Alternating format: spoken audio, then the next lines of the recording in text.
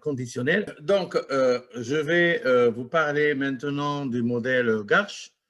Et donc, les modèles Garch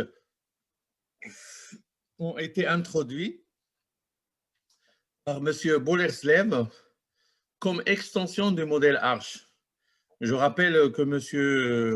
Boleslav, il a soutenu sa thèse à l'Université de Californie à San Diego en 1986 sous la direction de M. Robert Engel, de Cliff Granger et de Albert White. OK. Enfin, Cliff Granger, Albert White, c'était le jury de thèse, mais son professeur, c'était Robert Engel. Et donc, c'est normal qu'il continue à travailler sur le même modèle que son professeur. Et donc, c'est aussi le fruit de l'encadrement de M. Robert Engel. Alors, en quoi consistent ces modèles Garch? M. Tim Boleslav, il va présenter une spécification de l'équation de la variance conditionnelle qui va s'écrire comme suite. Et donc, au fait, on va retrouver ici, de la première partie, on va retrouver l'écriture Arch. L'écriture Arch, on va la retrouver ici. D'accord? Donc là, on va retrouver l'écriture Arch ici. Là. Donc ça, c'est, si vous voulez, cette partie-là, c'est l'écriture du modèle Arch. Ça veut dire que nous avons en constante et nous avons des valeurs retardées des résidus au carré. Et donc ça, c'est l'écriture autorégressive du processus Arch.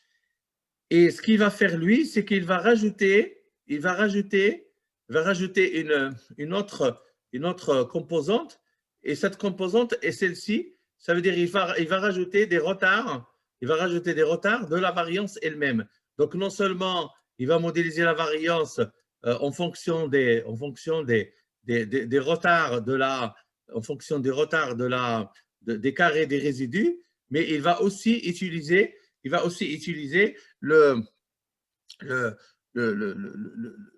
l'historique de la variance.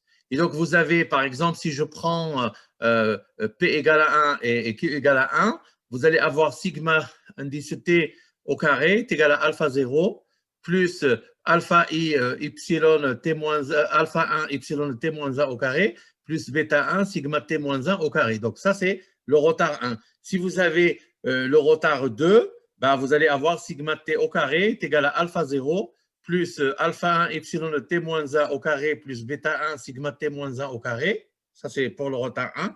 Pour le retard 2, plus alpha 2 epsilon T moins 2 au carré plus bêta 2 sigma T moins 1 au carré. Et donc, au fait, si vous voulez, lorsque vous introduisez le retard de la variable dépendante, en économétrie, ça s'appelle composante autorégressive. Vous faites une autorégression. Et donc ici, vous allez faire une autorégression vous allez faire une autorégression de sigma t par rapport à ses propres retards.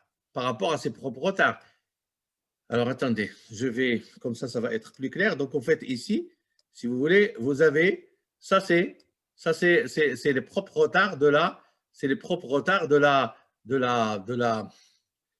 variance conditionnelle, quoi.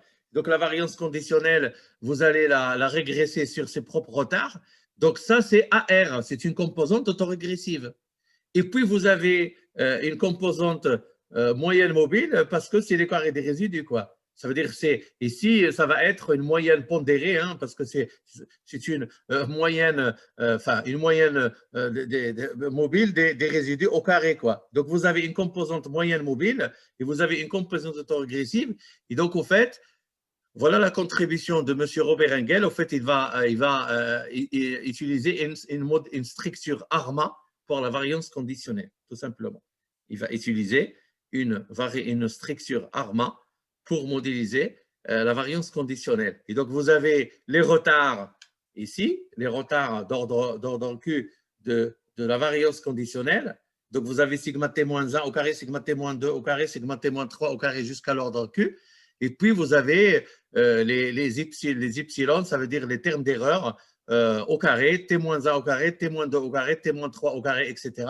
Et donc, ça, c'est la partie moyenne mobile. Et c'était l'originalité de M. Tim Bolerslev, parce que contrairement à Robert Ingel, qui a présenté une forme autorégressive de la variance, et donc on parle d'autorégressive conditionnelle hétérosidacité, lui, au fait, c'est ARMA, hein, il a présenté une structure ARMA, ça veut dire à la fois la composante autorégressive, mais aussi la composante moyenne mobile de l'hétérosidacité conditionnelle. Et c'était vraiment, la contribution était vraiment originale. Et nous allons voir qu'en finance, c'est le modèle le plus utilisé en finance pour modéliser la volatilité. Et je rappelle, pour nous financiers, la volatilité, c'est le risque. Et lorsqu'on gère un portefeuille, lorsqu'on a un investissement financier, non seulement on s'intéresse au rendement, mais surtout on s'intéresse au risque inhérent à la détention de portefeuille ou d'actifs dans un portefeuille. Et donc, comment modéliser le risque, comment le mesurer? C'est pour nos économètres, c'est sur la base de l'estimation d'un modèle Garch, ça veut dire d'une estimation de la variance conditionnelle. Et donc, au fait, Monsieur Robert Ingel, il avait imposé certaines contraintes pour son modèle Arch. À son tour, Monsieur Tim Bolerslev a imposé des contraintes pour que son modèle soit vérifié. Donc, je reprends les deux contraintes, la contrainte de positivité et la contrainte de stationnarité. La contrainte de positivité, ça veut dire au fait, pour que la variance conditionnelle soit positive, il faut que tous les paramètres soient positifs. Et donc, les paramètres, c'est quoi? C'est alpha i, tous les alpha i et tous les bêta j, ils doivent être supérieurs ou égaux à 0, et le alpha 0 doit être strictement positif. Et donc, au fait, là, si vous voulez, vous avez des contraintes à respecter, c'est la contrainte de positivité. Nous ne permettons à aucun paramètre d'être négatif. Si jamais il y a un paramètre qui est négatif, ça remet en question la positivité de la variance conditionnelle. Donc là, on peut pas, notre modèle n'est pas valide. La deuxième, et ça c'est très important, la deuxième contrainte, c'est la stationnarité. Et donc là encore, comme on l'a fait pour le modèle Arch, il faut que tous les paramètres ici, la somme des alpha et la somme des bêta j, il doit être strictement inférieur à 1. Je répète, la somme des alpha et des bêta j doit être strictement inférieur à 1 parce que si c'est égal à 1, on va avoir un processus intégré, ça veut dire un processus non stationnaire. Et donc, ça va remettre en cause l'hypothèse de stationnarité sur lequel repose le modèle Garch. Et enfin, et ça c'est très important, et on en a parlé tout à l'heure, lorsqu'on a parlé de la persistance de la volatilité, comment on va mesurer la persistance?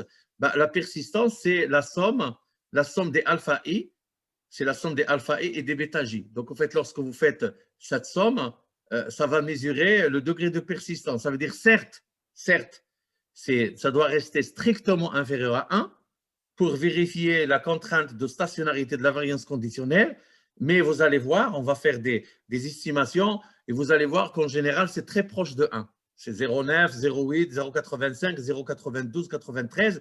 Et donc, ça montre le caractère persistant de la volatilité, c'est-à-dire que lorsqu'on va rentrer dans un régime de volatilité, on va y rester un moment. Soit on rentre dans un régime de basse volatilité et on va y rester un moment, ou on rentre dans un régime de haute volatilité, on va y rester un moment. Je vous ai donné la dernière fois un exemple. L'éclatement de la bulle Internet a eu lieu en septembre 2000, et de septembre 2000 jusqu'à mars 2003, on est resté toute cette période-là. C'est pour purger les excès que les marchés ont enregistrés lors de la bulle sur les valeurs Internet dans les fins des années 2000, les années 97, 90, 99. Et donc, la bulle s'était formée. Et pour qu'il y ait le crash et pour qu'il y ait l'éclatement de la bulle, ça a pris un moment pour purger ces excès. Et donc, on est rentré dans un régime de haute volatilité et il est resté un moment, quoi. Pareil pour la crise du Covid, on est resté un moment. Pareil pour la crise subprime. Lorsqu'on rentre dans un régime de haute volatilité, on va rester un moment. Et puis, lorsque le marché va basculer vers un régime de basse volatilité où il y aura le calme, il y aura du calme, il y aura ce qu'on dit dans le jargon populaire, la volatilité, le marché va ressembler à nouveau à un long fleuve tranquille. Ben, à ce moment-là aussi, nous aurons, ça va durer un certain moment. Un certain moment, ça veut dire un mois, 2 mois, 3 mois, 4 mois. Et donc, la volatilité est persistante, quoi. Soit le régime de basse volatilité, ça va rester un moment, donc il y a de la persistance, soit et donc on parle même de mémoire longue, on parle même de mémoire longue de la volatilité. Et si on a le temps, on va en parler, on va même l'estimer. Donc, il y a un comportement de mémoire longue, ça veut dire il y a une mémoire, on se rappelle, la volatilité d'aujourd'hui va se rappeler de la volatilité d'hier, d'avant-hier, du mois dernier, du trimestre dernier, de l'année dernière. On va y revenir, hein, ok? Alors, si vous voulez, et ça c'est très important, c'est très très important, tout ce que nous avons dit jusqu'à maintenant, on parle de la variance conditionnelle. On parle de la variance conditionnelle. Ça veut dire la variance qui dépend de l'information, la variance à l'instant T, qui dépend de l'information disponible à l'instant T-1. Et donc, la variance conditionnelle à l'information disponible à l'instant T-1. Mais qu'en est-il de la variance non conditionnelle? Ça veut dire la variance non conditionnelle des erreurs qu'on va noter sigma. Et vous avez remarqué, sigma au carré, vous avez remarqué que il n'est pas indicé par le temps, ça veut dire il ne varie pas au cours du temps, ça veut dire il est constante. Et donc, ça correspond à l'espérance non conditionnelle de sigma indice T. C'est-à-dire, c'est la moyenne, tout simplement. C'est la moyenne. Ça veut dire en moyenne, à combien s'élève le sigma T au carré. Je répète, lorsque vous dites l'espérance non conditionnelle de sigma T, ça veut dire l'espérance mathématique de sigma T, ça veut dire c'est sa moyenne, tout simplement. Donc, vous répondez à la question suivante. En moyenne, la variance conditionnelle qui varie au cours du temps, certes, mais si on veut faire une moyenne de tous ces temps-là, hein, de tous ces instants, quelle est la valeur moyenne de la variance? D'accord? Et donc, en fait, on va la calculer comment? Ça veut dire ça, c'est la construction, c'est juste l'espérance non conditionnelle de sigma t. Ça veut dire, au fait, on suppose qu'il n'y a pas d'information. On suppose qu'il n'y a pas d'information et qu'il n'y a pas de variabilité de l'information.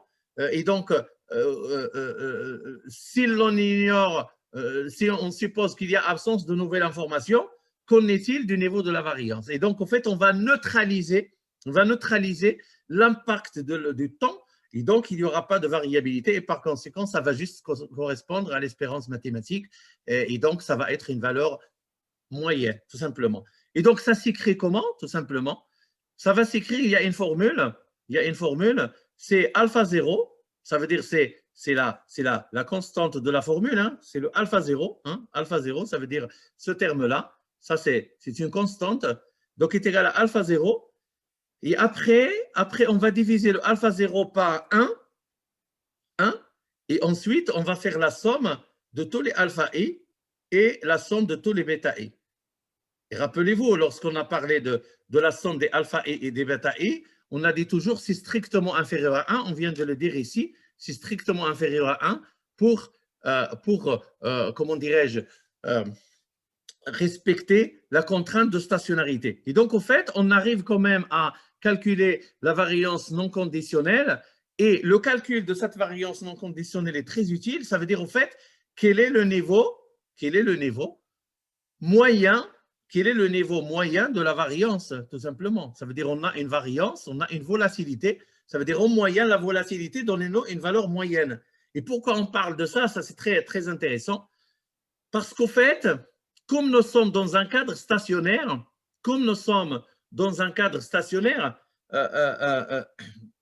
je vais rajouter ça parce que je viens d'en avoir l'idée, d'accord? Donc, comme nous sommes dans un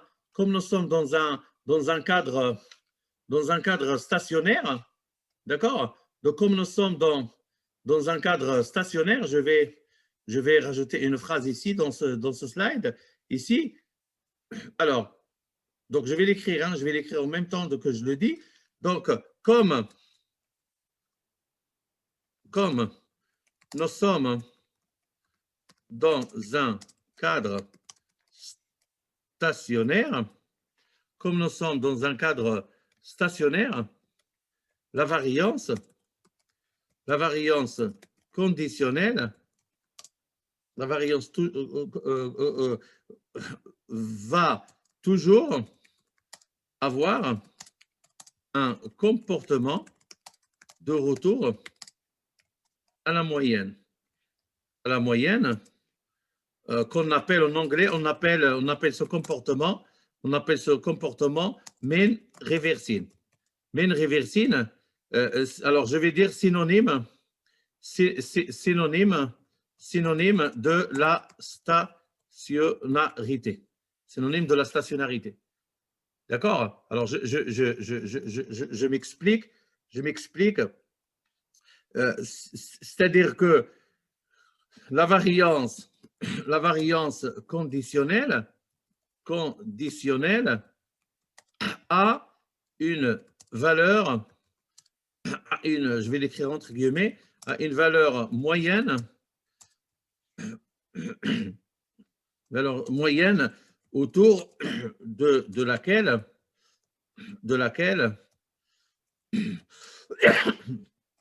il va varier.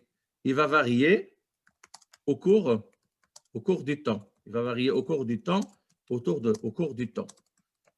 D'accord? Il va varier au cours du temps autour de cette variable. Donc, il y a à chaque nouvelle information la volatilité. La volatilité va varier à la hausse ou à la baisse. D'accord? Mais il y a un, je vais l'écrire entre guillemets encore, un mécanisme de rappel. D'accord? Ce n'est même pas un mécanisme de rappel, je dirais, il y a une force de rappel, qui va toujours ramener la variance conditionnelle à une certaine valeur moyenne. D'accord? C'est ça la logique de la phrase, je ne l'avais pas, donc excusez c'est vraiment, on vient de l'écrire maintenant parce que ça vient à l'esprit comme ça. Et donc, au fait, d'abord, il faut commencer par dire que nous sommes dans un cadre stationnaire. Donc, si on est stationnaire, la variance conditionnelle, bien sûr, il va varier au cours du temps, mais il y a toujours un comportement de retour à la moyenne. Quoi qu'il arrive, il va revenir à la moyenne. Et donc, c'est ce qu'on appelle le comportement mean reversing. Ça, c'est très important. D'accord? Donc, ça, c'est la première idée. La première idée, alors je vais l'expliquer. Je l'explique comment? C'est que la variance conditionnelle a une valeur moyenne. Hein? Donc, la valeur moyenne, c'est quoi? C'est ce qu'on a dit tout à l'heure, c'est la variance conditionnelle. Et d'ailleurs, je vais la noter. Cette valeur moyenne, c'est ce qu'on appelle la variance. Pardon, cette valeur moyenne, c'est ce qu'on appelle la variance non conditionnelle. Non conditionnelle, ça veut dire où on a neutralisé l'effet du temps, quoi. C'est ce qu'on appelle la variance non conditionnelle. Et donc, au fait, cette valeur moyenne qu'on appelle la variance non conditionnelle, qu'est-ce qui va se passer? Autour de cette variable, il va varier au cours du temps. Ça veut dire qu'il y a une moyenne, et donc ça va et ça vient. Ça vous rappelle la stationnarité autour d'une tendance, quoi. Donc là, la tendance, c'est quoi? La tendance, c'est pas une tendance, c'est une valeur moyenne. Ça veut dire c'est une droite. Et donc ça va de part et d'autre. Et donc il va graviter, il va varier au cours du temps autour de laquelle, c'est très important, ce terme de autour de laquelle il va varier au cours du temps. Et donc, comment on va l'expliquer? Chaque nouvelle information, la volatilité va varier à la hausse ou à la baisse. Donc, il y a une bonne information, la volatilité va baisser. Il y a une mauvaise information, la volatilité va augmenter. Mais il y a toujours une force de rappel qui va toujours ramener la variance conditionnelle enfin, vers sa valeur moyenne. Hein. Je vais changer cette phrase vers sa valeur moyenne. Et donc, sa valeur moyenne, c'est. Et donc, on peut dire, si vous voulez, on peut parler de la variance de long terme, si vous voulez, de la variance de long terme. On peut parler de la variance de long terme pour désigner cette valeur moyenne, quoi. Ça veut dire pour désigner cette valeur moyenne. Ça veut dire, au fait, l'idée, c'est que à court terme, à chaque instant T, la variance va augmenter et va varier. Donc, ça va fluctuer en fonction de l'arrivée de l'information. Mais à long terme, il y a une valeur moyenne qui ne va pas bouger. Et cette valeur moyenne, c'est le niveau moyen de la volatilité. Et ça, c'est très important. Et donc, je me suis permis de rajouter ces phrases qui sont venues, ce n'est pas programmé, mais c'est très bien d'avoir le cours, c'est pour réagir à vos remarques. Et donc, ce comportement de mean reversing de la volatilité veut dire que nous avons certes une composante de la volatilité dynamique qui varie à chaque instant T en fonction de l'arrivée de l'information, mais nous avons aussi une valeur de long terme, une valeur relativement stable, qui est la valeur moyenne, qui est la variance conditionnelle. Et donc, quoi qu'il arrive, quels que soient les déplacements et les mouvements de cette variance non conditionnelle, qui va intégrer progressivement l'arrivée de la nouvelle information, il va toujours graviter autour, c'est ça, il va toujours graviter. Donc, au fait, la variance conditionne à une valeur autour de laquelle il va varier au cours du temps. Et je dirais même, il va graviter, si vous voulez. Il va graviter, hein, si on veut utiliser un terme de la physique, il va graviter au cours du temps. Et donc, au cours du temps, il y a une valeur moyenne. Et donc, il y a toujours ce retour. Vers la valeur moyenne, d'accord? Donc, qui va ramener. Et donc, il y a toujours, et c'est l'idée de la stationnarité, il y a toujours un retour vers cette valeur moyenne. Quoi qu'il arrive, il y aura un retour vers cette valeur moyenne. Et donc, ça, c'est la définition même, de la stationnarité. C'est la définition même de la stationnarité. Parce que la stationnarité, ça veut dire, quoi qu'il arrive, on va pas lorsqu'il y a un petit choc, ici c'est le choc informationnel, ça va faire dévier la volatilité de sa valeur moyenne, mais il y a toujours une force de rappel qui va le ramener toujours vers cette valeur moyenne. Et donc, cette notion de force de rappel, de retour vers la moyenne, c'est le comportement de mean reversing. C'est toujours ce retour qui conditionne la stationnarité. D'accord? Alors, si vous voulez, ça c'est la construction du modèle Garch-PQ. Et nous avons une très très bonne nouvelle, c'est que, au fait, vous allez me dire, oui, monsieur, mais comment on va définir le retard à P et Q? Est-ce qu'on va faire comme le modèle ARMA? On va utiliser une ligne où il y a l'ordre P et une ligne où il y a l'ordre Q, et on va estimer, on va voir le critère d'Akaik. Donc, normalement, on aurait imaginé de faire ça pour choisir le meilleur modèle. Alors, au fait, toute la littérature empirique en finance, il est arrivé à la conclusion selon laquelle, au fait, le modèle Garchin 1, le modèle le plus parcimonieux, le modèle le plus simple, il donne des résultats empiriques satisfaisants.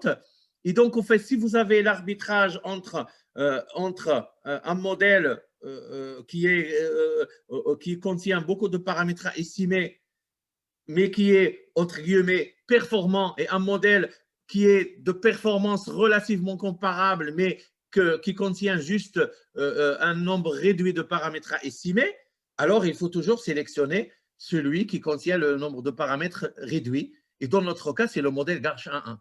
Donc, le modèle Garchin 1, il va gagner sur le tableau de la parcimonie, parce qu'il n'y a que 3 paramètres à estimer. Il faut estimer le oméga et le alpha et le bêta, mais il gagne aussi sur sur les performances en termes de prévision de la volatilité, en termes de modélisation de la probabilité et surtout en termes de capter, de sa capacité à capter les faits stylisés des rendements financiers, à savoir le kurtosis supérieur à 3, le skewness négatif, le volatility clustering, tous ces comportements, ces caractéristiques, ces régularités empiriques des rendements des actifs financiers peuvent être captés par le modèle Garchin. Et donc là, si vous voulez, encore une fois, la contrainte de stationnarité exige que alpha plus bêta soit strictement inférieur à 1. La contrainte de positivité de la variance conditionnelle exige que oméga, alpha, bêta soit positif. Et donc, si vous voulez, pour nous, pour le CAC 40, rappelez-vous, nous avons estimé un modèle Arch 5, et là, on va estimer un modèle Garch 1.1, et naturellement, on va les comparer. Si on trouve que le modèle Garch 1 a une supériorité par rapport au modèle Arch 5, eh bien, on va retenir le modèle Garch 1. On n'en sait rien, je vais vous le présenter. Et donc, rappelez-vous que la supériorité déjà de la spécification de la variance, c'est que le modèle Arch est basé sur une structure autorégressive de la variance conditionnelle, du terme d'erreur, alors que le modèle Garch 1, il est basé sur une structure ARMA de la variance conditionnelle. Donc, si vous voulez, il y a une richesse dans sa structure qui lui permet de capter le phénomène de persistance de la volatilité, premièrement, et surtout de capter plus de caractéristiques des séries temporelles qu'un simple modèle Arch d'ordre P. Et donc, au fait, si vous voulez, nous allons estimer un modèle Garch 1.1. Et ici, j'ai choisi de vous présenter la boîte de dialogue de logiciel que j'utilise, Obvious. Et donc, au fait, ici, nous avons l'équation de la moyenne, ça veut dire qu'il est décrit par un modèle ARMA. Et donc, vous avez le modèle ARMA ici, vous avez la différence première des logarithmes du CAC 40, ça veut dire la série des rendements, qu'on a modélisé par une constante et par un R1, R2, R3, un M11, M2, M3. Donc, c'était le meilleur modèle pour nous. Ça veut dire un modèle ARMA 3.3. Et là, vous avez l'équation de la variance qu'on va utiliser. On va utiliser le modèle Garch 1.1. Donc, vous avez l'ordre 1.1. Et donc, on va toujours rester dans le cadre que la loi de la distribution des résidus, c'est une loi normale. Après, on va aller plus loin lorsqu'on va parler pour traiter le kurtosis élevé, le skewness négatif, on va choisir d'autres lois. Mais pour le moment, pour l'estimation du modèle Garch 1.1, on va rester dans le cadre d'une loi normale, dans cette hypothèse. Et après, on va relâcher cette hypothèse, mais pour un début, on commence par la loi normale. Et donc, naturellement, la méthode d'estimation, c'est une méthode de maximum de vraisemblance. Et je ne vais pas vous faire la différence entre l'estimateur maximum de vraisemblance MCO, parce que c'est ce que vous avez vu en économétrie. Je ne vais pas faire un rappel de cours parce que vous devez être censé savoir la différence entre l'estimateur MCO et l'estimateur maximum de vraisemblance. Et donc, dans notre cas, pour l'estimation ARMA, on peut satisfaire de MCO, mais pour l'estimation d'un modèle Arch, on a besoin de faire appel à un estimateur de maximum de vraisemblance. Et donc, au fait, ici, si vous voulez, voici le résultat de l'estimation d'un modèle ARMA Garch 1.1. Et donc, ce modèle ARMA Garch 1, donc vous avez vu que je rappelle, vous avez la dépendante variable, c'est le CAC 40, la méthode, c'est le maximum likelihood, c'est le maximum de vraisemblance. Et donc, vous avez dans la première partie du tableau, vous avez l'estimation de l'équation de la moyenne, ça veut dire le mu indice T. Rappelez-vous tout à l'heure, c'est le mu indice T qu'on a approximé par un modèle ARMA 3.3. Et vous voyez que tous les paramètres sont significatifs, etc. Et puis surtout, les résidus de l'estimation, les résidus de l'estimation vont être comment dirais-je, vont être modélisés par l'équation de la variance, va être modélisée par un modèle Garch. Et vous voyez que le modèle Garch, il a 3 paramètres à estimer. Donc, vous avez le premier paramètre, c'est notre oméga, c'est la constante, c'est oméga. Donc ici, vous voyez qu'oméga, il s'élève à 2,72, 10 puissance moins 6. Donc c'est très peu, c'est très faible, c'est 0,00010.6 de 72. Mais ce qui nous intéresse, c'est que ici, la proba, il est strictement inférieur à 0,05, donc il est significatif. Le deuxième paramètre, c'est le epsilon de t-1 au carré, et donc ça, c'est notre alpha, est égal à 0,093931. Et là aussi, nous avons le terme, il est significativement différent de 0. Et enfin, vous avez le Garch-1. Le Garch-1, ça veut dire sigma t-1 au carré. Et donc là, c'est le paramètre bêta. Hein. Je suis en train d'estimer le paramètre bêta. Et donc, mon bêta ici s'élève à 0,892252. Et là aussi, il est significativement différent de 0.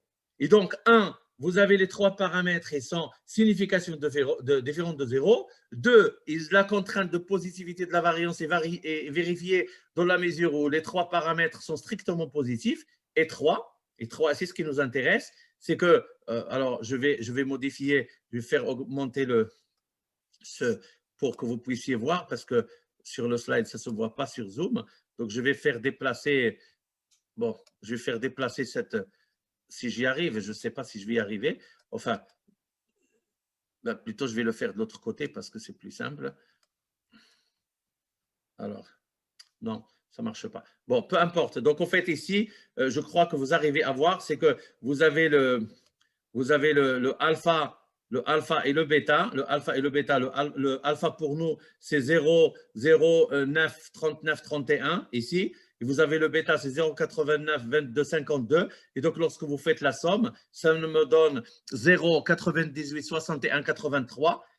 La contrainte de stationnarité est vérifiée parce que alpha plus bêta reste strictement inférieur à 1, même si ils s'en approchent, entre guillemets, dangereusement. Et donc, le alpha plus bêta très proche de 1 montre la persistance de la volatilité. Donc, la volatilité, elle a une persistance qui est captée par la somme de alpha plus bêta. Certes, ça reste strictement inférieur à 1, donc on se situe bien dans un cadre stationnaire, mais c'est, comme on dit en anglais, c'est borderline, on est presque égal à 1. On va y arriver, on va parler que se passe-t-il lorsque vraiment le alpha plus bêta est égal à 1. Donc, il y a un autre modèle Garch qui prend en compte que le processus Garch soit intégré. Je vous le dis dès maintenant, c'est le processus eGarch, Integrated Garch, où on va accepter la présence d'une racine unitaire dans la variance. Mais restons concentrés maintenant sur le modèle Garchin 1. Et donc, en fait, nous avons estimé un modèle Garchin 1 et naturellement, c'est le modèle concurrent, c'est le modèle Arch 5 qu'on vient d'estimer auparavant. Et donc, ce que je vous propose maintenant, c'est qu'on aille faire la comparaison. On va faire la comparaison entre le modèle Arch 5 et le modèle Garch 1.1. Et donc, je reprends les résultats de l'estimation d'un modèle Arch 5, d'accord? Et je reprends les résultats de l'estimation de l'équation de la variance conditionnelle lorsqu'on a estimé un modèle Garchin 1. J'ai estimé un modèle Arch 5 que je compare avec un modèle Garch 1.1. Je répète, j'ai estimé un modèle Arch 5 et je vais le comparer avec un modèle Garch 1.1. Premièrement, je vais comparer le nombre de paramètres à estimer. Pour le modèle Arch 5, il y a 6 paramètres à estimer. Donc, vous avez le petit c, d'accord, c'est le alpha 0, ça c'est le alpha 1, le alpha 2, le alpha 3, le alpha 4 et le alpha 5. Et donc, nous avons 6 paramètres à estimer. Ici, vous avez le alpha 0, le alpha 1 et le bêta 1. Bon, le alpha 0, on l'a appelé oméga, peu importe, c'est pour simplifier. Et donc, vous avez 6 paramètres à estimer dans un processus Arch 5 et 3 paramètres à estimer dans un modèle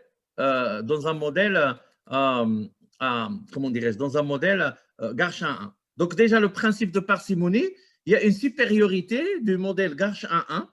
Il y a une supériorité du modèle Garchin 1 parce que estimer 3 paramètres, c'est mieux que estimer 6 paramètres. Mais nous, si vous voulez, ce qui nous intéresse, c'est mobiliser les critères d'information pour voir quel est le meilleur modèle. Eh bien, si je prends le critère d'Akaik, moins 6,04 inférieur à moins 6. Donc, selon le critère d'Akaik, le modèle Garch 1.1, enfin, il a une supériorité par rapport au modèle Arch 5. Si je prends le critère de Schwarz, vous avez moins 6,3, strictement inférieur à moins 5,99. Donc, selon le critère d'information de Schwarz, il y a une supériorité du modèle Garch 1.1 par rapport au modèle Arch 5. Et enfin, si je prends le modèle Annan-Quinn, moins 6,04, inférieur à moins 5,99. Donc là aussi, selon le critère d'information d'Annan-Quinn, il y a une supériorité du modèle Garch. Et donc, on peut conclure que le modèle Garch 1.1, non seulement c'est un modèle parcimonieux dans la mesure où il se base sur l'estimation juste de 3 paramètres, d'accord? Et il est donc capable de capter la structure complexe de la volatilité avec un minimum de retard. C'est ça la logique, quoi. C'est que vous avez un seul retard, c'est epsilon t-1 et sigma t, epsilon au carré t-1 et sigma t-1 au carré. Vous, au lieu de capter toute la structure, on n'a pas besoin de 5 retards, un seul retard suffit.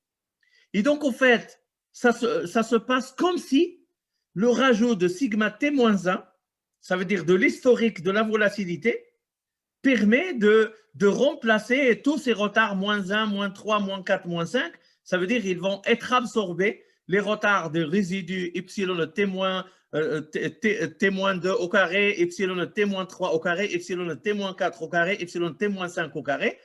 Tous ces paramètres-là vont être captés par un seul retard sur sigma t-1 au carré. OK? Et donc, en fait, ce tableau-là montre la pertinence de la modélisation avec un modèle Garch 1. Et donc, en fait, le modèle qu'on vous a présenté ici, c'est le modèle qui va donner de très bonnes estimations, qui va être très performant même dans la modélisation de la volatilité et surtout dans la prévision. Et surtout, il est léger pour l'estimer ces 3 paramètres. 3 paramètres. Donc, vous avez le oméga qui est la variance non conditionnelle, ça veut dire la variance de. Enfin, ce terme-là va être une mesure de la valeur moyenne de long terme de la variance. Et puis, vous avez le alpha plus bêta, et c'est très simple à estimer. Et donc, au fait, c'est pourquoi on a abandonné la modélisation Arch d'ordre P. Et tout le monde, dans la recherche empirique en finance, tout le monde utilise systématiquement le retard 1.1 du modèle Garch. Après, je vais vous le dire dès maintenant, on a eu des extensions, du modèle Garch. Et l'objectif de cette extension, c'est pour capter d'autres faits stylisés dont je vais vous en parler. Ça veut dire que nous allons enrichir le modèle Garch 1.1 le plus simple. On va garder le nombre de retard 1. On est toujours au retard 1. P égale à 1 et Q égale à 1. Mais on va proposer une spécification de la variance de sigma t au carré un peu plus, entre guillemets, plus complexe pour capter d'autres phénomènes de la volatilité. Et donc, au fait, maintenant, vous dites, oui, monsieur, très bien, vous avez fait votre modèle. Le meilleur modèle que vous avez estimé, c'est le modèle Garch 1.1. Alors, est-ce qu'il a fait le job ou pas? Parce qu'il ne faut pas oublier notre objectif. Notre objectif, quand même, c'est nous avons des rendements, et ces rendements-là, ils ont une très forte kurtosis, ils ont un skewness négatif, et surtout, ils sont autocorrélés, ils sont hétérozydastiques, et ils sont distribués selon une loi qui n'est pas la loi normale. Et donc, à l'issue de ce filtrage par le Garch, il faut aller chercher le résultat. Qu'est-ce qui sort de ce filtrage? L'utilisation des modèles Garch, qu'est-ce qu'il en sort en définitive? Qu'est-ce qu'on obtient à la fin? Et donc, la première des choses que nous allons faire, c'est on va tester comment dirais-je, l'absence d'autocorrélation. On va tester l'homocidasticité, on va tester la normalité. Alors, si je prends les résidus standardisés, bon, les résidus standardisés, c'est le résidu qui sort d'un modèle Garch. lorsque vous sortez d'un modèle Garch, le résidu, c'est un résidu standardisé. Ça veut dire que vous allez yt qui divise sigma indice t. Voilà ce que c'est que le résidu standardisé. OK? Et donc, que se passe-t-il pour le résidu standardisé? Donc, au fait, je peux, ici, vous avez les rotards 6, c'est parce qu'on a utilisé un ARMA 3.3. Et donc, les résidus, vous voyez que, bon, le 7, le 8, mais à partir du 9e, vous voyez les probabilités ici montrent que, quand même, que nous sommes en présence d'une absence d'autocorrélation. Il y a absence d'autocorrélation ici. Donc, l'autocorrélation va disparaître à partir de retard 9. L'autocorrélation va quasiment disparaître. Il n'y a plus d'autocorrélation. Et ça, c'est une très bonne nouvelle. Ça veut dire, au fait, le modèle Garch, la modélisation Garch, nous a permis de nous débarrasser de l'autocorrélation. Et ça, c'est vraiment un acquis. C'était notre objectif depuis le départ. Donc là, nous avons, avec le modèle ARMA, nous n'étions pas capables de nous débarrasser de l'autocorrélation subsistée, alors que là, il a disparu. Alors que là, il a disparu. OK? Bien. Alors, qu'en est-il de l'hétérosidasticité? Donc, pour l'hétérosidasticité, nous allons effectuer un test Arch. Et donc, ici, le test Arch, vous voyez que vous avez n fois, c'est comme on a dit tout à l'heure, c'est un test basé sur le multiplicateur de Lagrange. Donc, c'est n r au carré. Donc, vous avez, c'est 1,63 que vous allez comparer à la valeur critique de Q2 à 1, ça veut dire 3,84. Donc, c'est strictement inférieur, H0 accepté, c'est-à-dire l'homosidasticité. Ou bien, la probabilité associée au test, il est égal à 0,20, strictement supérieur à 0,05. Et donc, H0, homosidasticité, est accepté. Donc, absence d'autocorrélation, homosidasticité, c'est très bien. Alors, il nous reste la dernière propriété qui est très difficile à atteindre, c'est que lorsqu'on va faire le test de normalité, le test de normalité, au fait, on va comparer déjà le skewness, il reste négatif, le skewness, il reste négatif, même après l'utilisation du filtre Garch, même après le modèle Garch. Le kurtosis, et ça c'est très important, il y a une réduction spectaculaire du kurtosis. Ça veut dire qu'on est passé d'un kurtosis de 8 vers un kurtosis de 4. Ça veut dire qu'on a divisé le kurtosis par 2. Ça, c'est un acquis. Et le Jarque-Bera, il est 652. N'oubliez pas que la valeur critique du Jarque-Bera, c'est 5,99. Alors, je vais vous dire la chose suivante. Certes, nous sommes très loin, encore très loin de la loi normale, de l'hypothèse de normalité, dans la mesure où notre Jarque-Bera, il reste largement supérieur à 5,99. Mais quand même, il vaut mieux avoir, ça veut dire si on a le choix, il vaut mieux avoir des statistiques où le kurtosis s'élève à 4, ça veut dire on a un écart de 1,26 par rapport au kurtosis de la loi normale, que les résidus que nous avons eus auparavant. Donc, si vous voulez, l'autocorrélation, il n'y a plus de problème d'autocorrélation parce qu'il y a absence d'autocorrélation, il n'y a plus de problème d'hétérosidasticité. Le seul problème que nous avons avec les résidus d'un modèle Garch, c'est le problème de la normalité qui n'est pas encore vérifiée. Et donc, en fait, ici, si vous voulez, je vous ai représenté les statistiques descriptives du rendement du CAC 40, les statistiques descriptives de résidus d'un modèle ARMA estimé et les statistiques descriptives d'un modèle Garch estimé. Et donc, vous allez voir l'évolution. Donc mettons-nous d'accord sur le kurtosis. Donc, au départ, les rendements du CAC 40 avaient un kurtosis qui s'élevait à 8,85. Donc, on est arrivé avec notre modèle ARMA, si fiers de notre modèle ARMA. Nous avons estimé 36 modèles ARMA Et nous avons dit le modèle ARMA, le meilleur modèle ARMA pour nous, c'est le modèle ARMA 3.3. Et on est arrivé avec notre modèle. Surprise, le kurtosis de notre modèle ARMA le plus sophistiqué, il est passé de 8,85 à 8,83. Et notre Jarque-Bera, la statistique de notre Jarque-Bera, il est passé de 11 419 à 11 373. Donc, au fait, tout le temps que nous avons consommé pour estimer le modèle ARMA, ça ne nous a pas été utile. Hein? Ça ne nous a pas été utile. Parce que le Jarque-Bera n'a quasiment pas varié, le kurtosis n'a quasiment pas varié. Au contraire, nous avons une augmentation du skewness dans le territoire négatif. Et donc, si vous voulez, le résultat, il est très médiocre. Presque, on va dire, tout ça pour ça. Tout ça pour ça. Et d'ailleurs, moi, je me pose toujours une question sur la pertinence de l'utilisation des modèles ARMA pour modéliser les rendements financiers, quoi.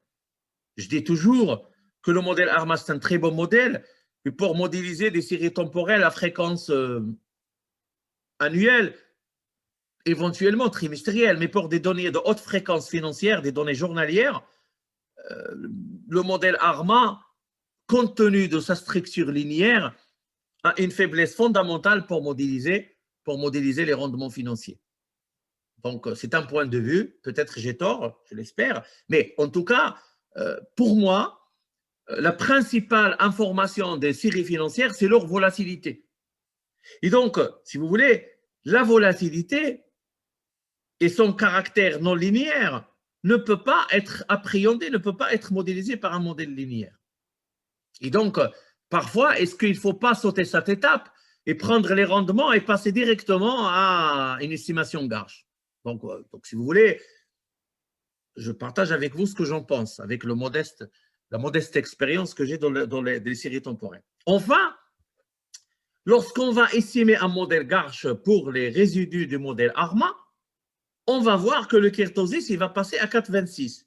Et donc, honnêtement, si vous avez le choix entre un filtre qui vous fait pas baisser le kurtosis et un autre qui va le diviser de moitié, parce que quand même passer de 8,85 à 4,26, c'est quelque chose d'exceptionnel. Vous avez enlevé, non seulement vous avez divisé par deux le kurtosis, mais surtout ce qui nous intéresse, c'est l'écart par rapport au chiffre 3 de la loi normale. Ça veut dire vous avez les rendements qui ont, je vais dire même presque 5,85 plus 6 points d'écart par rapport au chiffre 3 de la loi normale, et là vous êtes à 1,26. Donc certes, vous n'êtes pas encore dans le cadre de la loi normale, mais vous vous êtes approché de façon spectaculaire de la normalité. Ce qui était, pour bien observer cela, comparant le Jarque-Bera, la statistique de Jarque-Bera qui s'est élevée à 11 000, je vais faire la division en même temps que vous, qui s'est élevée à 11 419. Alors là, on a un 652. 652. Et donc, en fait, lorsque j'ai fait mes calculs, ça veut dire que vous l'avez divisé par 17,51 fois. Ça veut dire, au fait, nous avons réduit notre Jarque-Bera, nous l'avons divisé par 17, par un facteur de 17. Passer de 11 419 à 652 revient tout simplement à diviser la statistique par 17. Et donc, si vous voulez, je dirais que certes, le modèle Garch, il a réussi à éliminer l'autocorrélation et l'hétérosidasticité, d'accord, des résidus du modèle ARMA estimé, mais il n'a pas réussi à réduire, il n'a pas réussi à, comment dirais-je, à nous fournir des résidus qui peuvent être décrits par la loi normale. Mais, ok, il n'en reste pas moins qu'on est très très proche de la normalité, de l'hypothèse de normalité. On est très proche de l'hypothèse de normalité. Nous ne sommes pas dans le cadre d'une loi normale, mais on est très proche. Et donc, comme je vous dis toujours, la normalité, c'est un concept asymptotique. C'est un concept asymptotique. I have a dream. Nous espérons, nous avons l'espérance, nous avons un espoir de trouver des résidus qui peuvent être décrits par une loi normale, mais nous ne faisons pas d'illusions. C'est très compliqué à vérifier. Et quand même, le modèle Garch, il a réussi, par sa spécification de la variance conditionnelle, à réduire fortement le kertosis, ça veut dire la leptocursicité de la loi de distribution. Et donc, on a divisé le kertosis par 2 et on a divisé la stacide Jarque-Vera par 17. Par conséquent, le modèle Garch est un modèle, et le modèle adéquat pour modéliser les événements extrêmes, pour modéliser les outliers et pour modéliser les black swans qui sont très fortement présents dans les marchés financiers. Et donc, le kertosis supérieur à 3, qui témoigne de la forte probabilité d'occurrence d'événements extrêmes de black swan d'outliers, peut être appréhendé par la mobilisation et par l'utilisation d'un modèle Garch. Et donc, je conclue par dire, ce n'est pas la baguette magique, ce n'est pas la solution miracle à tous les problèmes d'effets stylisés sur les marchés financiers, d'accord, que nous avons décrit. Il n'en reste pas moins que c'est un modèle qui apporte une amélioration décisive dans la modélisation des séries temporelles comparativement au modèle ARMA. Je disais que les statistiques descriptives, des rendements du CAC 40 et des résidus d'un modèle ARMA et des résidus d'un modèle Garch estimé montrent quand même que progressivement, l'utilisation du modèle Garch nous permet quand même d'avoir des résidus qui ont une distribution de probabilité, certes, qui n'est pas la loi normale, mais qui s'en approche. Okay.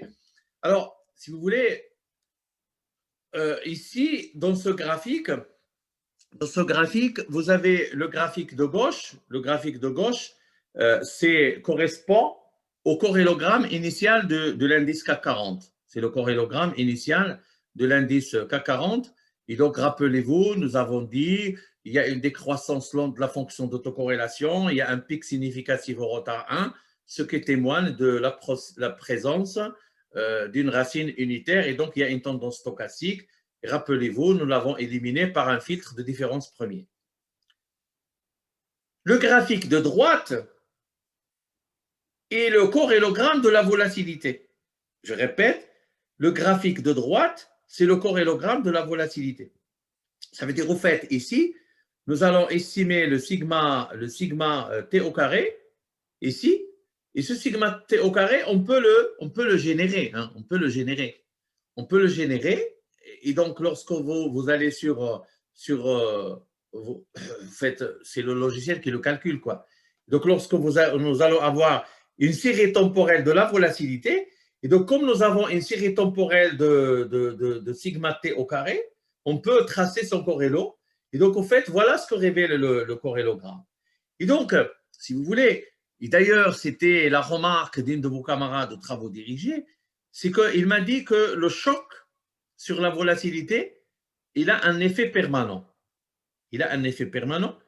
Au fait, si le choc a un effet permanent, vous aurez plutôt, c'est la racine unitaire, vous aurez plutôt le corrélogramme de gauche, ça veut dire il y a une non-stationnarité, il y a une racine unitaire. Mais quand même, on remarque que la décroissance de la fonction d'autocorrélation, elle est très, très, très lente. Ce n'est pas comme le cas extrême où il y a une racine unitaire, mais quand même, c'est très proche de la racine unitaire. Et donc, le fait que ça soit très proche de la racine unitaire sans être en racine unitaire, ça vous rappelle quoi? Ça vous rappelle cette propriété, quoi. C'est le alpha plus bêta, strictement égal à 1, mais très proche de 1. Rappelez-vous, lorsqu'on a fait le calcul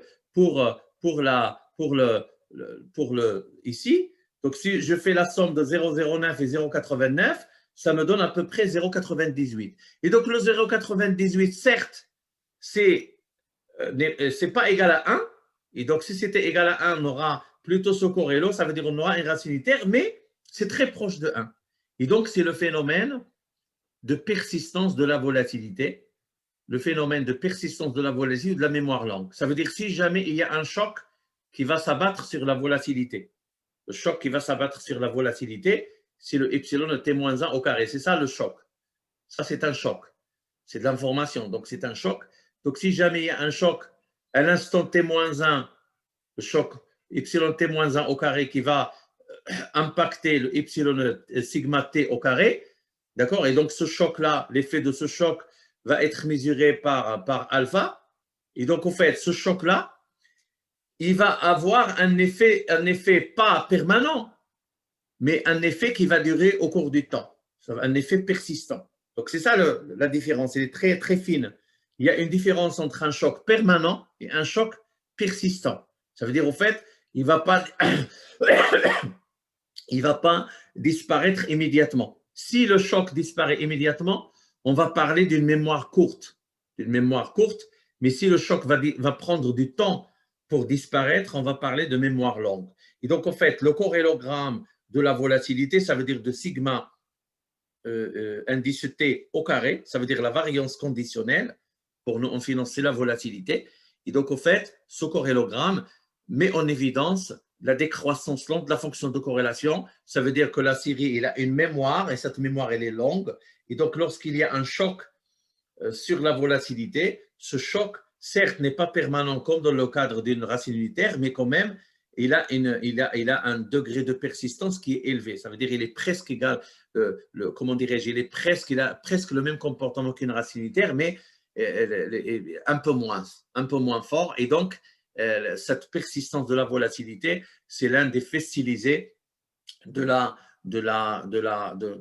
volatilité. Et au fait, c'est ce qu'on a appelé le volatilité clastrine, parce que c'est ça la logique de volatilité clastrine, c'est que les fortes volatilités sont suivies par des fortes volatilités, donc il y a une persistance du régime de haute volatilité, et les basses volatilités sont suivies par les basses volatilités, donc il y a une persistance de le régime de basse volatilité.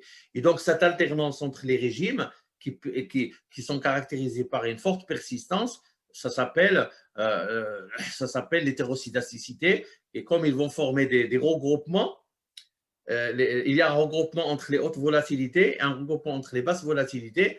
Donc, ça va faire des clusters et donc on va parler de volatilité clustering. OK? Donc, ça, c'est, si vous voulez, c'est le corrélogramme de la variance condition de la volatilité. Alors, ici, si vous voulez, et là, les choses vont commencer à devenir intéressantes. Ici, j'ai superposé les rendements du CAC 40 qui sont représentés par la couleur bleue. Je l'ai superposé à la volatilité qui provient d'un modèle Garch. Lorsque je dis vol Garch, ça veut dire c'est la variance conditionnelle. Et pour nous, financiers, la variance conditionnelle pour les économètres, mais nous sommes des financiers, on va parler de la volatilité. Et donc, la volatilité dont l'estimation est basée sur le modèle Garch, il est représenté en rouge. Et donc, vous voyez que, premièrement, la contrainte de positivité est vérifiée. Premièrement, parce qu'il est en territoire positif. La variance représentée par la couleur rouge ne peut pas être en territoire négatif. Il est toujours en territoire positif, premièrement. Deuxièmement, ce que je viens de dire tout à l'heure, le comportement de retour à la moyenne. Quoi qu'il arrive, la variance va toujours revenir vers un niveau, vers une valeur moyenne. Et donc ici, au fait, la valeur moyenne, vous allez voir, hein, c'est que, si vous voulez, vous avez on peut imaginer, hein, je peux tracer une droite ici, par exemple.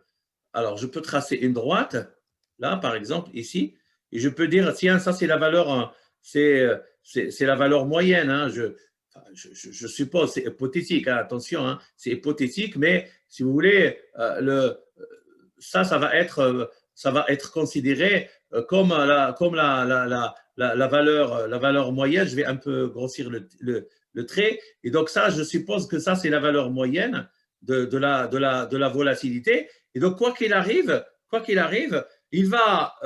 on aura une information, on aura un choc, on aura une news. Vous voyez que, là, par exemple, je vais prendre la crise asiatique 97-98 ici. Donc, au fait, on était autour de cette valeur moyenne. Et puis, il y a un choc qui va faire dévier la volatilité vers le haut, mais il y a une force de rappel qui va le ramener vers la moyenne, ça veut dire la ligne bleue. Et puis, nous avons une deuxième secousse, c'est 98. Et donc, encore, on aura la volatilité qui va se déplacer, mais quand même, il y a un mécanisme de rappel qui va le ramener vers cette valeur de la volatilité. On a dit non conditionnelle, ça veut dire une certaine valeur moyenne. Et puis, on va rentrer dans une zone de calme de fin 98 jusqu'à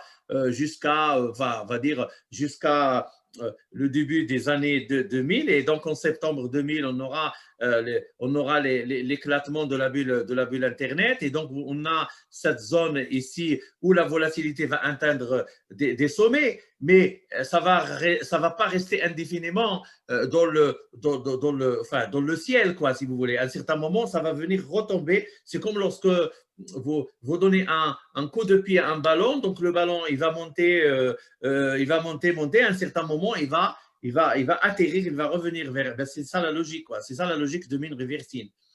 Et donc, à la sortie de la crise de 2003, l'éclatement de la bulle Internet, donc on a eu une augmentation spectaculaire de la volatilité, mais qui a fini par revenir vers cette valeur moyenne. Et puis, nous avons le crise du subprime 2008 où la volatilité atteint des sommets.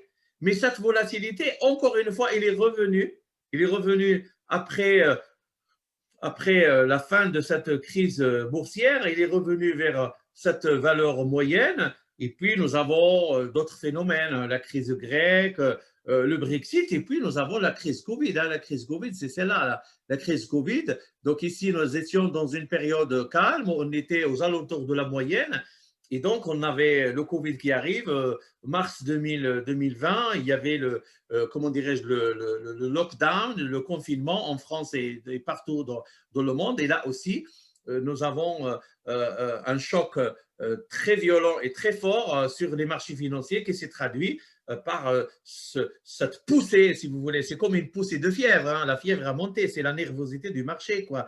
Et donc, vous avez un nouveau pic de volatilité, mais ce pic de volatilité, il ne va pas rester indéfiniment élevé. Il y a toujours la force de rappel qui va le ramener vers cette valeur moyenne. Et donc, en fait, certes, on a une volatilité conditionnelle, on a une variance conditionnelle. Ça veut dire on a une variance qui varie au cours du temps.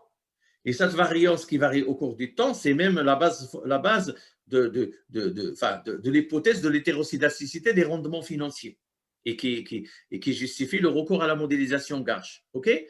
Mais il faut savoir que cette volatilité, cette variance non conditionnelle, il va graviter autour d'une variance non conditionnelle qui correspond à l'espérance mathématique de la variance conditionnelle. Ça veut dire qu'il y a une valeur moyenne.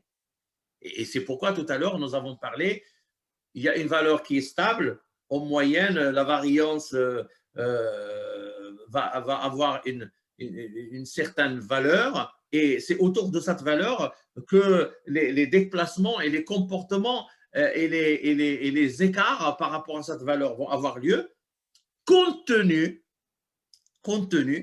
des informations qui arrivent sur le marché. C'est pourquoi tout à l'heure, nous allons dire la variance conditionnelle. La conditionnelle à quoi? Conditionnelle à l'ensemble informationnel T-1. Ça veut dire c'est yt-1, yt-2, yt-3, yt-4. Ça veut dire ce sont les chocs. Et dans notre cas en finance, ce sont des chocs informationnels, c'est-à-dire que c'est la nouvelle information qui arrive. Et donc, en fait, ici, si vous voulez, l'idée, c'est que certes, la volatilité a un comportement qui varie au cours du temps, mais quand même, donc là, c'est les pics de volatilité qu'on a enregistrés, les trois pics historiques, hein, les trois grandes crises financières de ces dernières années, c'est la crise de l'éclatement de la bulle Internet en 2000, la crise du subprime et la crise du Covid, quoi. Et donc, à chaque fois, vous voyez que ces poussées de fièvre, cette augmentation spectaculaire de la nervosité du marché, nous avons dit qu'on bascule du calme vers la tempête. On passe d'une stabilité relative de la variance dans ces périodes de calme. Lorsque le marché est dans une période de calme, on a une relative stabilité de la variance. Et puis, soudainement, brusquement, il y a l'arrivée de nouvelles informations, il y a un choc, c'est le Black Swan, c'est l'outlier, c'est l'événement extrême qui va quand même déplacer le niveau de la volatilité très très loin par rapport à cette moyenne. Et donc, on va basculer vers un régime de haute volatilité que nous avons appelé la turbulence, quoi. Enfin, pour ceux qui font la physique, et en particulier la mécanique des fluides, on parle de turbulence, quoi. Donc, on passe, il y a le calme, il y a la turbulence.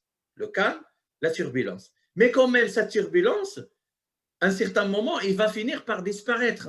Il va finir par disparaître et donc on va revenir à nouveau vers le calme. Ça veut dire, vous pouvez dire que le marché, c'est un long fleuve tranquille, hein, c'est un long fleuve tranquille, mais au fait, sa tranquillité est toujours perturbée par de l'information qui arrive. Et donc, en fait, lorsque vous avez un long fleuve tranquille, mais cette tranquillité va être perturbée lorsqu'il y a de fortes pluies et il y aura des crues, il y aura des inondations. Et donc, ça ne va plus être un long fleuve tranquille, ça va être un fleuve à tranquillité provisoire. Tant qu'il n'y a pas des phénomènes météorologiques extrêmes qui vont occasionner des crues et des inondations, le fleuve peut être qualifié de tranquille. Mais sa tranquillité, il va être remise en question par l'arrivée d'événements météorologiques extrêmes. C'est la même chose pour les marchés financiers. Le marché peut être considéré comme un fleuve tranquille tant qu'on n'a pas reçu de perturbation. Et donc, la perturbation, ce sont les news. Bon, l'éclatement de la bulle Internet, ce sont les résultats comptables qui n'étaient pas au rendez-vous parce qu'on avait beaucoup d'espérance dans les nouvelles startups.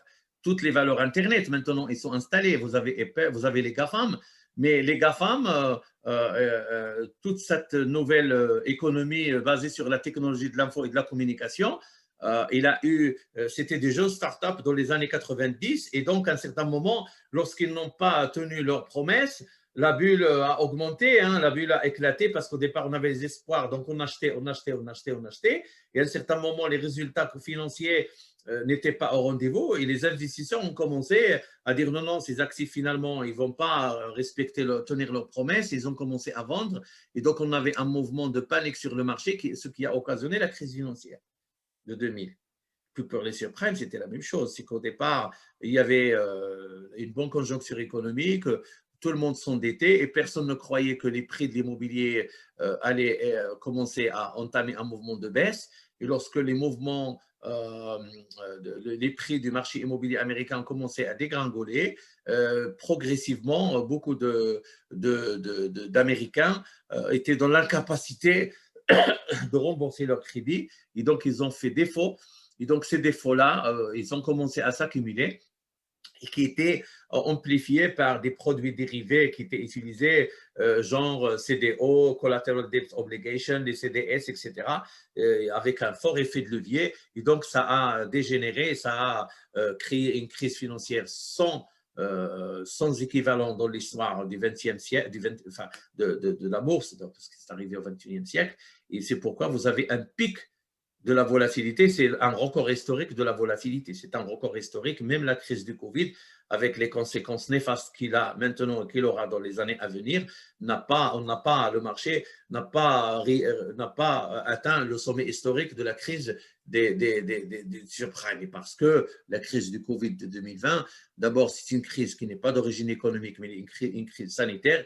Et puis, les autorités monétaires, genre BCE, Fédérale Réserve américaine, etc., et les autorités politiques, ça veut dire les politiques budgétaires, ils ont joué pleinement pour que le choc soit moins violent. Et donc, vous voyez que même lorsqu'on va observer ici le comportement en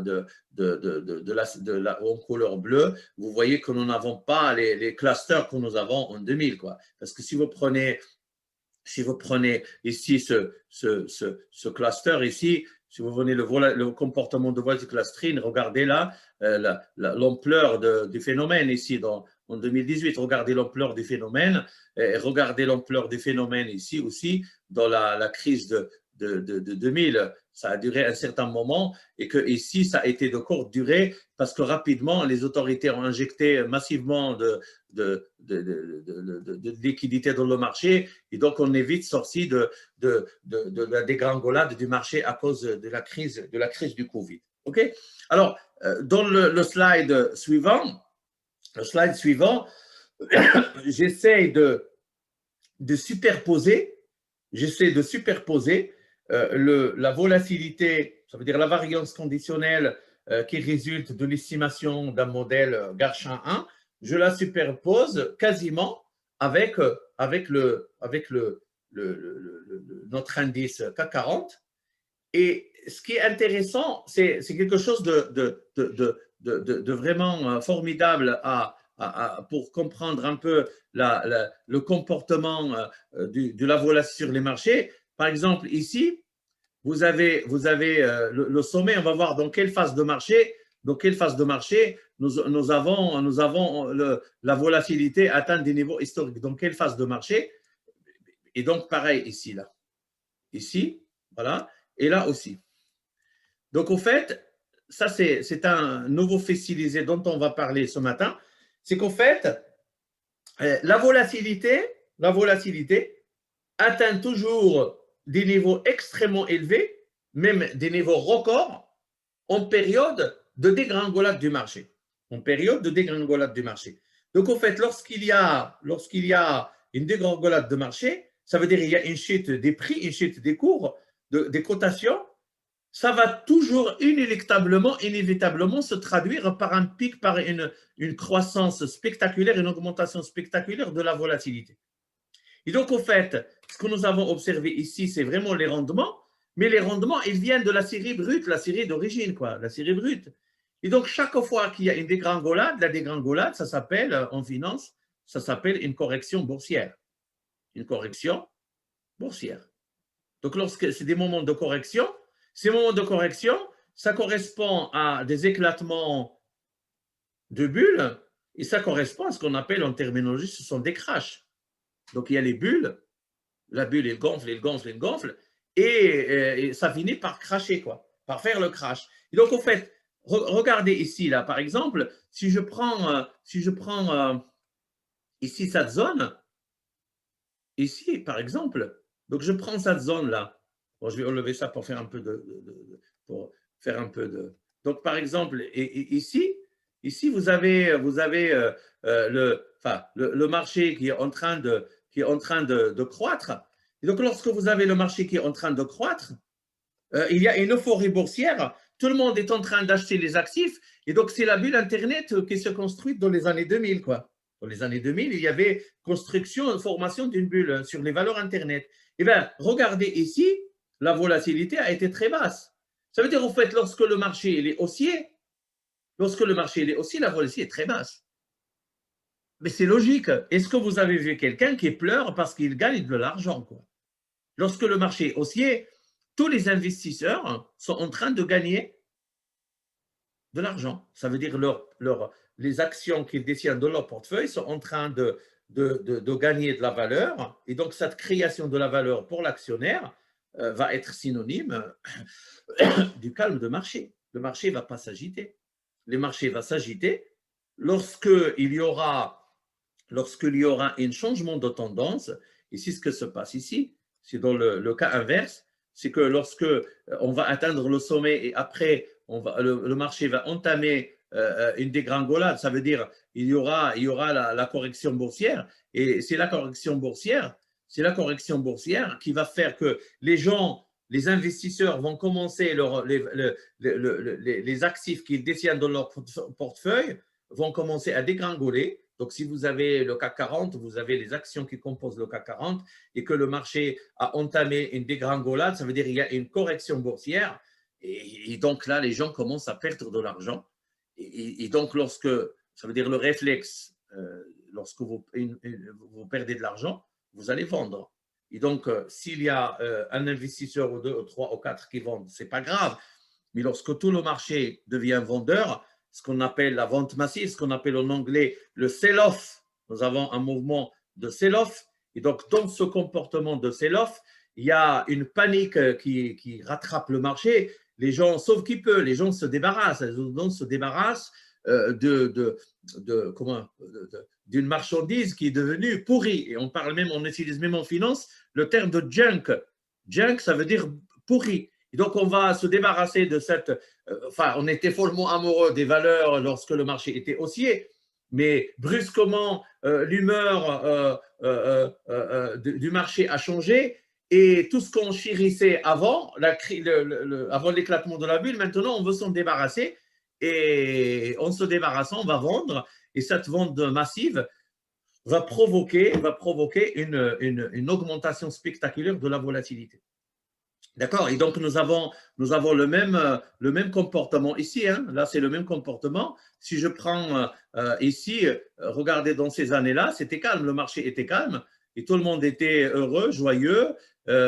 Tout allait bien. Tout allait bien. Et puis, soudainement, vous avez une bulle qui s'est formée sur le marché immobilier américain et le marché il a entamé sa dégringolade. Et donc, la dégringolade a été chèrement payé par le je vais changer de couleur pour que ça soit un peu plus nuancé, hein, ok. Et donc le marché il a changé de comportement et donc le changement de conviction, si vous voulez, le marché qui était acheteur est devenu vendeur soudainement et donc c'est la même logique. On va vendre et vendre massivement, on vendre le plus vite et le plus large possible les valeurs qu'on détient dans notre portefeuille. Donc, on commence à se débarrasser de ces valeurs qui sont devenues soudainement pourries. Et donc, se débarrasser de ces junk assets, ces actifs pourris, va créer un mouvement de panique sur les marchés. Et sauf qu'il peut, quoi. Il y a le feu et donc tout le monde s'enfuit, quoi. Hein, c'est la peur, c'est un mouvement de peur. Et donc, dans ce mouvement de peur, et de panique, la volatilité et la nervosité. Parce que la volatilité, c'est quoi? La volatilité, c'est la nervosité. Et même, il y a un autre concept de la volatilité qu'on appelle le VIX, qui est à peu près comparable au modèle Garch, pas dans la construction, mais dans la philosophie, qu'on appelle le Fear Index. Ça veut dire c'est l'indice de la peur. Et donc, lorsqu'il y a les investisseurs ont un très fort sentiment de panique, ils commencent à vendre. Et donc, la dégringolade, la correction boursière va se traduire inévitablement par une augmentation spectaculaire de la volatilité. Et enfin, si je prends le cas de la crise du Covid, on a le même comportement. C'est que ici, par exemple, juste avant, écoutez, depuis l'arrivée de M. Trump au pouvoir, hein, les marchés étaient, surtout les marchés américains, étaient euphoriques. Il y avait une euphorie sur les marchés américains, quoi. Il y avait une euphorie. Depuis l'arrivée de M. Donald Trump, la bourse américaine n'a jamais cessé de croître. Donc, si vous voyez le Nasdaq américain, si vous voyez le S&P 500, si vous voyez le Dow Jones, on était sur une trajectoire trop optimiste. Jamais on avait ce qu'on appelle en finance le bull market. On est sur un marché acheteur. Le marché n'a jamais connu une telle euphorie boursière, quoi, depuis l'arrivée. Et donc, si vous voulez, tout allait bien. Et c'est ce qui s'est traduit. Regardez la volatilité comme elle était faible. La volatilité, elle est extrêmement faible. C'était calme, quoi. C'était très, très calme, la volatilité. Le marché était très calme. C'est normal. Lorsque le marché est en train de croître, ça veut dire que les investisseurs sont optimistes. Il y a un sentiment d'euphorie. Et donc, ce sentiment d'euphorie, ça se traduit sur le bon moral des investisseurs. Et donc, il n'y a pas de raison d'avoir une volatilité forte. Et donc, on a une volatilité qui est très, très faible ici, qui est presque, il n'y a pas de volatilité. Le marché est très calme. Hein, la volatilité est très, très faible. Il y a toujours une certaine dose de volatilité. Et puis malheureusement, le décembre 2019, on apprend la mauvaise nouvelle d'une pneumonie en Chine, à Wuhan. Et au départ, tout le monde disait, ouais, mais bon, ça va rester en Chine, ça ne va jamais venir chez nous. Et puis, on a commencé à détecter des cas aux États-Unis, en Angleterre, en France, en Italie, en Espagne. Et je ne vous raconte pas, parce qu'on est plein dedans. Donc, tous les drames humains, parce que beaucoup de gens ont perdu leur famille, des membres de leur famille, et surtout, le drame économique. Le drame économique, parce que le lockdown, le confinement, bah, ça a coûté en France quand même 9 points de PIB. 9 points de PIB, c'est entre, enfin, je veux dire au bas mot, quoi, c'est entre 220 250 milliards d'euros de pertes sèches pour la France, pour l'économie française. Et c'est pas fini, quoi. C'est pas fini parce que les conséquences vont être durables et pour le moment, les banques centrales jouent le rôle, etc. Et donc, si vous voulez, les marchés, au départ, ils disaient, oui, mais bon, on va y arriver, on va y arriver. Et soudainement, il y avait la chute. Et regardez la chute, comment il est ici. La chute, elle est brutale. La chute, elle est brutale. Ce n'est pas les chutes habituelles. Regardez, là, on avait comment dirais-je, on avait du temps pour faire la chute. Ici, la chute a été brutale, quoi. Regardez, c'est quasiment, regardez la chute, la forme géométrique de la chute. Ça veut dire une dégringolade de façon brutale. On a commencé à vendre et donc ce sell-off, cette vente massive, encore une fois, a généré une très très forte volatilité que certes, il reste très élevé par rapport comment dirais-je, à l'historique, mais heureusement que les banques centrales sont intervenues massivement. Donc, il y a la célèbre phrase de Whatever it takes, qui a été dite par M. Mario Draghi en 2012, mais qui a été encore dite par Mme Christine Lagarde, la présidente de la Banque centrale européenne. Et puis, le président Macron, il arrive, il dit quoi qu'il en coûte. Mme Angela Merkel, il dit quoi qu'il en coûte. Les présidents américains, ils disent quoi qu'il en coûte. Et bien, tous les États du monde, ils ont dit écoutez, ne vous inquiétez pas, on va mettre l'argent qu'il faut, on va sauver l'économie. Et donc, naturellement, les marchés financiers, ils vont refléter l'opinion des investisseurs, ils vont refléter l'optimisme des investisseurs. Et puisque les États nous ont sauvés, on a mis de l'argent dans le marché, il n'y a pas de crise de liquidité, il n'y a pas de crise de solvabilité, tout va bien. Et donc, il n'y a pas de raison que cette volatilité reste très élevée. Et donc, le marché, une nouvelle fois, il est revenu vers un niveau de volatilité qui reste acceptable. Et donc, au fait, ici, si vous voulez, ce phénomène que je viens de décrire, il s'appelle le comportement, il y a un comportement asymétrique de la volatilité. Il y a un comportement asymétrique de la volatilité. Ça veut dire au fait, la volatilité, il a un comportement asymétrique. Ça veut dire la volatilité en phase de hausse du marché, la volatilité elle est basse, et en période de baisse de marché, de correction boursière, de dégringolade, il y a une augmentation spectaculaire de la volatilité. Et donc, au fait, le niveau de la volatilité va dépendre de la phase dans laquelle se situe le marché. Donc, le marché, il y a une phase haussière. Le marché, il peut être dans une phase haussière, ça veut dire la valorisation, elle est en train d'augmenter, la valeur est en train d'augmenter en nombre de points, ou bien on peut se situer dans une phase baissière. Donc, il y a la valeur en nombre de points du CAC 40 et S&P ou du Nasdaq est en train de baisser. Et donc, c'est ce qu'on appelle la dégringolade de la correction boursière. Et donc, on vient de montrer, le graphique ici montre la chose suivante, c'est que la volatilité ici qu'on a modélisée par un modèle Garch et donc la variance conditionnelle n'a pas le même comportement selon les phases dans lesquelles se situe le marché. Lorsque le marché financier se situe en phase haussière, donc les investisseurs sont optimistes, donc si vous voulez, la volatilité elle est basse. Et lorsque le marché se situe dans une phase baissière, ça veut dire les investisseurs deviennent pessimistes, là, la volatilité augmente fortement et le niveau de la volatilité augmente considérablement. OK? Et donc, au fait, comme la volatilité ou la variance, c'est la mesure de risque, pour nos financiers, lorsque le marché est haussier, ça veut dire lorsque les investisseurs, la valeur de leur portefeuille augmente, ben, ça veut dire qu'il y a une réduction de risque. Le risque de perte, il est réduit. Et donc, le risque, étant réduit, la volatilité qui mesure ce risque, elle est basse. Par contre, lorsque le marché rentre en phase baissière, donc il y a une dégringolade, il y a un éclatement de bulles, il y a, comment dirais-je, une correction boursière plus ou moins violente, ben, les portefeuilles perdent de la valeur et donc les investisseurs vont enregistrer des pertes plus ou moins importantes et donc le risque de perte augmente considérablement. Le risque de perte augmente considérablement. Et donc, ce risque de perte qui augmente considérablement, il faut le mesurer.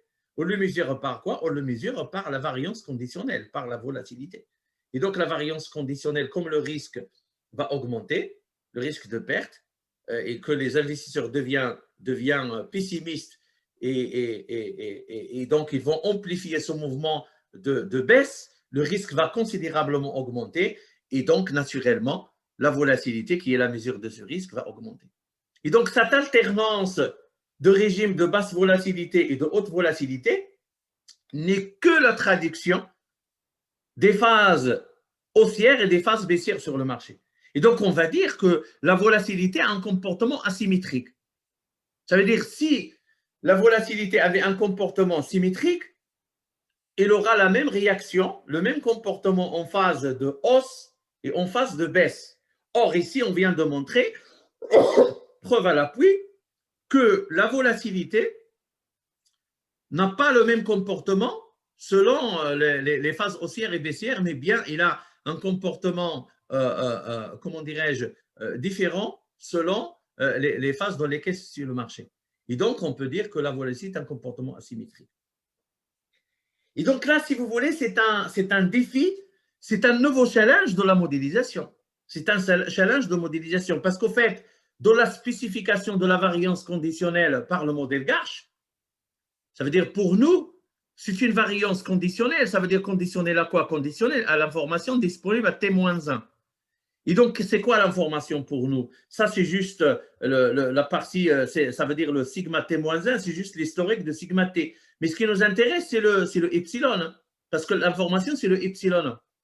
Et donc, au fait, le modèle Garchin 1, dans sa construction, c'est un modèle symétrique. Je répète, le modèle Garchin 1, dans sa construction, est un modèle symétrique.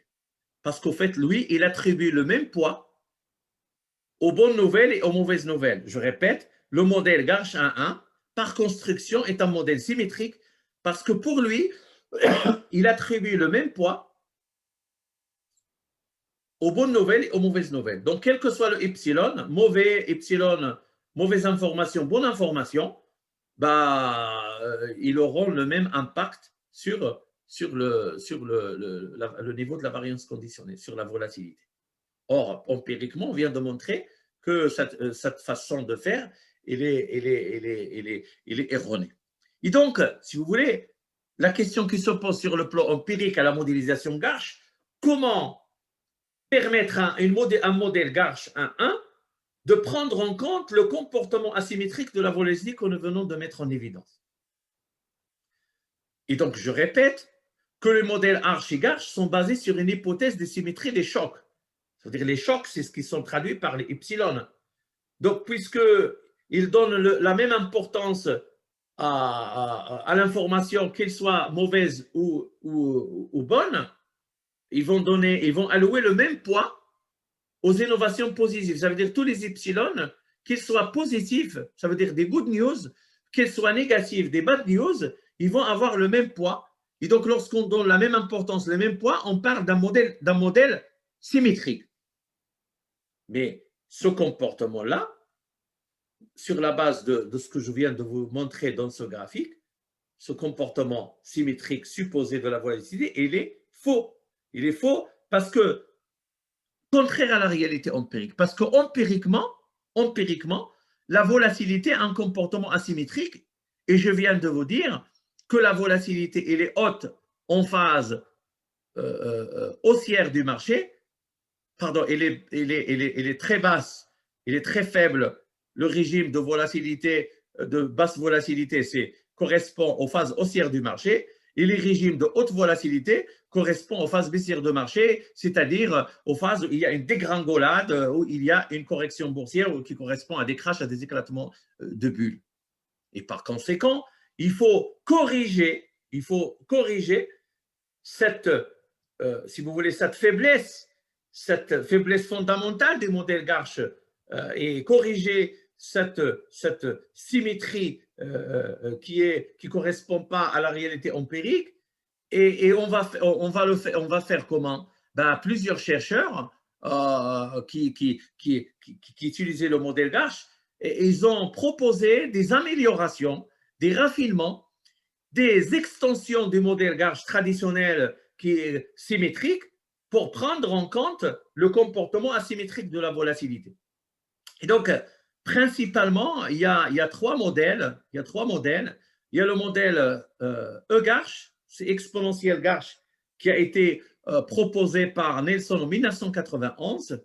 Il y a un modèle qu'on appelle JGR Garch, qui a été proposé par trois auteurs, donc Glostel, Jacques Anathan et Rankel. Et puis, il y a un modèle qui a été présenté par un économètre français très célèbre, M. Zakoyan. Et donc, il a proposé un modèle qu'on appelle le modèle Tarsch. Un modèle qu'on appelle un modèle Tarsch. Et donc, au fait, on va enrichir le modèle Garch conventionnel, qui est basé sur l'hypothèse de symétrie des chocs. On va l'enrichir par le rajout de certaines composantes dans la spécification de la variance, et ces composantes-là vont prendre en compte le comportement asymétrique de la volatilité. Et donc, si vous voulez, voilà l'exemple d'un raffinement, d'une extension du modèle Garch traditionnel. Et donc, si vous jetez un coup d'œil, au fait, le oméga ne change pas, le bêta ne change pas. Ce qu'on va changer, c'est juste les chocs. Les chocs, et donc on va faire quoi? Parce que les chocs, ce qu'on vient de dire ici, vous avez des chocs positifs, ce qu'on appelle les bonnes informations, les good news, et vous avez les chocs négatifs, ça veut dire les bad news. Et donc, qu'est-ce qu'on va faire? On va introduire une variable dichotomique. On va introduire une variable dichotomique ou bien une variable indicatrice, hein, c'est l'indicatrice. Hein. Donc, variable dichotomique, binaire, indicatrice, c'est la même chose. Et donc, en fait, on va dire indicatrice pour ce qu'on a utilisé le terme I. Et donc, cette indicatrice, il va prendre la valeur 1 si le choc est négatif. Il va prendre la valeur 1 si le choc est négatif. Il va prendre la valeur 0 si le choc n'est pas négatif. Et donc, en définitive, on a des chocs, mais on est capable de faire la distinction. Et donc, vous aurez une variable qui va prendre les valeurs 1, 0, 1, 0, 1, 0, 1, 0. Donc, chaque information qui arrive, si c'est une mauvaise information, on va lui donner 1. Si c'est une bonne information, 0. Et donc, qu'est-ce qu'on va faire? On va garder la structure initiale de notre modèle Garch, mais on va l'isoler et on va lui donner un paramètre alpha 1. Par contre, pour isoler les mauvaises nouvelles, on va multiplier notre, comment dirais-je, on va intégrer ici la variable qu'on vient de faire, la variable dichotomique, la variable indicatrice, c'est l'indicatrice qui va prendre des valeurs 1, 0, 1, 0, 1, 0. Et donc, c'est juste pour isoler les chocs négatifs. Ça veut dire le alpha 2, c'est plutôt qui va mesurer l'impact des chocs négatifs sur la volatilité, Alors, au fait, ici, j'ai estimé le modèle, ce modèle-là ce modèle, je l'ai estimé sur le CAC 40. Et donc, si vous voulez, regardez l'écriture, si vous voulez, regardez l'écriture. Donc, je vais essayer d'agrandir cette représentation pour que vous puissiez bien voir les choses. Donc, je vais zoomer dessus. Comme ça, vous allez avoir les paramètres beaucoup plus. Donc, à la limite, on n'a même pas besoin de ça. Je vais prendre juste l'équation de la variance. Et donc, lorsque vous prenez l'équation de la variance, voilà les termes qui sont nouveaux. Et ce qui nous intéresse dans tous ces termes, c'est ce terme-là. C'est ce terme-là qui nous intéresse, hein, d'accord? Donc, c'est ce terme-là qui est très important. C'est lui qui va révéler la présence ou non de comportements asymétriques. Donc, plutôt, c'est cette composante-là, cette composante ici, d'accord? Et surtout, c'est la valeur du paramètre, quoi. Si le paramètre il est positif, ça veut dire il y a bien un effet asymétrique qui est capté par ce modèle. Alors, donc ici, si je veux, donc j'ai la variance conditionnelle. Ici, le petit c, ça veut dire que c'est la constante, c'est le oméga du Garchin 1. Ici, c'est le alpha traditionnel du modèle Garchin 1. Ici, c'est le bêta traditionnel du modèle Garchin 1. Mais ici, regardez là, dans l'écriture, vous avez le résidu moins 1 au carré, ça veut dire si epsilon t moins 1 au carré, qui multiplie, et c'est ça ce qui est important, ça veut dire on a une interaction, quoi. Comment on va interagir? Ça veut dire qui multiplie le epsilon t moins 1 négatif. Ça veut dire les bad news. Et donc, au fait, ce paramètre-là, cette ligne, la troisième ligne, va isoler les mauvaises nouvelles. Et donc, au fait, le paramètre qui nous intéresse ici, ça veut dire, selon l'équation, ça veut dire le alpha 2 que nous avons estimé ici, le alpha 2 est égal à 0,113830. Et en plus, il est significatif. Le alpha 2, il est significatif. Et donc, le fait de disposer d'un terme qui va prendre en compte l'influence des mauvaises nouvelles sur la volatilité, d'accord? Je répète, le fait de disposer de la spécification de l'équation de la variance d'un terme, d'un coefficient, d'un paramètre qui mesure l'impact des mauvaises nouvelles sur la volatilité, d'accord? Et surtout que ce paramètre est significatif, plaide en faveur de l'utilisation de la modélisation asymétrique, du modèle Garch asymétrique. Et donc, en fait, ce modèle Garch asymétrique, il est pertinent parce qu'il permet de prendre en compte le caractère asymétrique de la volatilité. Et donc, en fait, si je reviens à la spécification, si alpha 2 égale à 0, ça veut dire, en fait, ce terme, je vais le supprimer, quoi. Ce terme n'existera pas. Ce terme de l'équation n'existe pas. Alpha 2 égale à 0, ça veut dire qu'on va rester dans le modèle Garch traditionnel. Maintenant, supposons que le alpha 2 strictement positif, ça veut dire, au fait, les chocs négatifs, ils vont avoir un impact plus élevé que les chocs positifs. C'est ce qu'on montre ici. Ça veut dire le fait que le paramètre soit positif veut dire tout simplement que la volatilité va augmenter plus fortement à la suite d'un choc négatif, d'une mauvaise information, d'un bad news, que à la suite d'une bonne information, d'un bon choc. Ça veut dire le bon choc, c'est une bonne information, une bonne innovation. Et donc, ça met en évidence la pertinence de ce modèle dans la modélisation du comportement asymétrique de la volatilité. Et donc, pour récapituler, je dirais la chose suivante. L'un des faits stylisés des rendements des actifs financiers, c'est leur forte hétéroscédasticité. Monsieur Robert Engel a proposé un modèle arche d'ordre P, d'accord? Et nous, on a estimé pour le CAC 40 un arche 5. Monsieur Tim Bolerslev, il a proposé une extension du modèle Arche P vers un modèle Garch PQ.